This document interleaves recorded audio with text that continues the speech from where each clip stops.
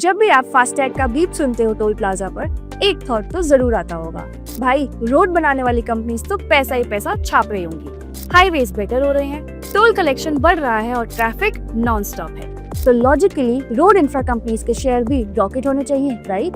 पर यहीं पर एक बड़ा मिस्ट्री है। पिछले 10 सालों में इंडिया का हाईवे नेटवर्क रिकॉर्ड स्पीड से एक्सपैंड हुआ, लेकिन IRB infra, Dilip Buildcon, GR infra जैसे बड़े बड़े रोड स्टॉक्स ने इन्वेस्टर्स को या तो जीरो रिटर्न दिया या फिर नेगेटिव रिटर्न। सवाल सिंपल है, अगर रोड्स गोल्ड माइन है तो कंपनीज गरीब क्यों? इसका जवाब छुपा है एक इम्पोर्टेंट डिफरेंस में, profitability versus cash flow. Companies जैसे जीआर इंफ्रा और दिलीप बिल्डकॉन पेपर पर प्रॉफिटेबल दिखती है, एनुअल रिपोर्ट्स में नेट प्रॉफिट भी होता है, पर स्टॉक प्राइसेस फिर भी दबे रहते हैं क्योंकि ये कंपनीज हमेशा कैश क्राइसिस में होती है।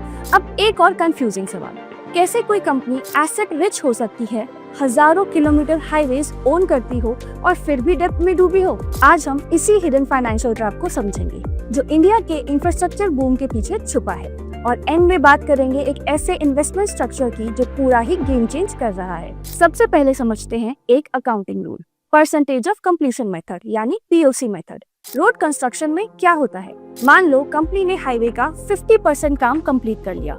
अकाउंटिंग रूल के हिसाब से कंपनी आज ही टोटल एक्सपेक्टेड प्रॉफिट का 50% बुक्स में दिखा सकती है। कंपनी ने रियल कैश खर्च कर दिया होता है, लेबर, सीमेंट, स्टील, मशीनरी, सब कुछ, पर एनएचएआई से पेमेंट तुरंत बैंक अकाउंट में नहीं आता। Safety checks, approvals, paper works, operational tweaks, payment अक्सर मानो महीनों डिले होता है। रिजल्ट, प्रॉफिट तुरंत दिखता है पर कैश अटक जाता है। बैलेंस शीट में कॉन्ट्रैक्ट एसेट्स बढ़ते जाते हैं, यानी काम कंप्लीट हो चुका है, पर पैसा सिर्फ एक गवर्नमेंट आईओयू बनकर पड़ा है।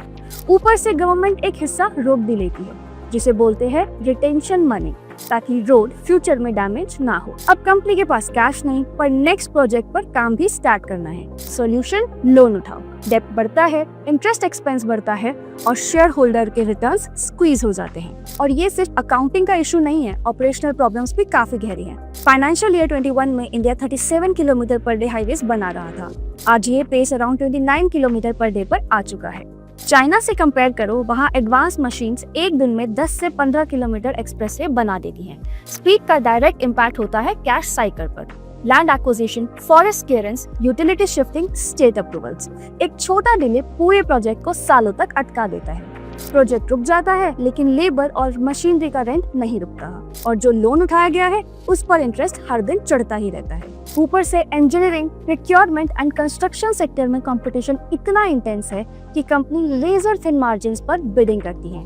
ये सारी चीजें मिलकर रोड कंपनीज के रिटर्न्स को दबा देती है। अब सवाल, इसका सोल्यूशन क्या है? यहीं पर एंट्री होती है इंफ्रास्ट्रक्चर इन्वेस्टमेंट ट्रस्ट की। इनविट्स सेक्टर्स का लाइफ रैफ्ट है। काम कैसे होता है? रोड कंपनीज पहले प्रोजेक्ट बिल्ड करती हैं, बिल्ड ऑपरेट ट्रांसफर या हाइब्रिड एनुअल मॉडल रोड, फिर उस कंप्लीटेड रेवेन्यू जनरेटिंग एसेट को इनविट के अंदर ट्रांसफर कर देती है। इनविट मार्केट से कैपिटल रेज करता है, इंस्टीट्यूशंस और रिटेल इन्वेस्टर्स से। ये पैसा सीधा रोड कंपनी को मिलता है। कंपनी अपना डेट रिपे करती है, बैलेंस शीट क्लीन करती है और नए प्रोजेक्ट्स के लिए फ्री हो जाती है। इन्वेस्टर के लिए पिक्चर अलग है। सेबी रूल के हिसाब से इन्वेस्टर्स को अपना 90% नेट कैश फ्लो डिस्ट्रीब्यूट करना ही होता है।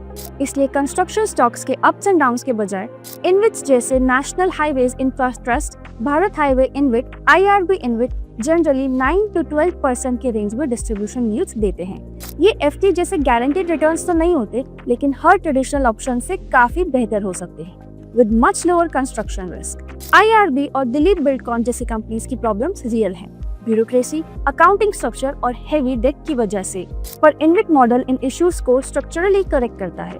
बिल्डर्स बिल्ड कर सकते हैं, इन्वेस्टर्स फिनिश्ड रोड से अर्न कर सकते हैं, रिस्क और रिवॉर्ड दोनों अलग हो जाते हैं। रोड सेक्टर इंडिया के ग्रोथ के लिए क्रिटिकल है। आप क्या प्रेफर करते हो, high risk high reward construction stocks या stable cash flow based invests?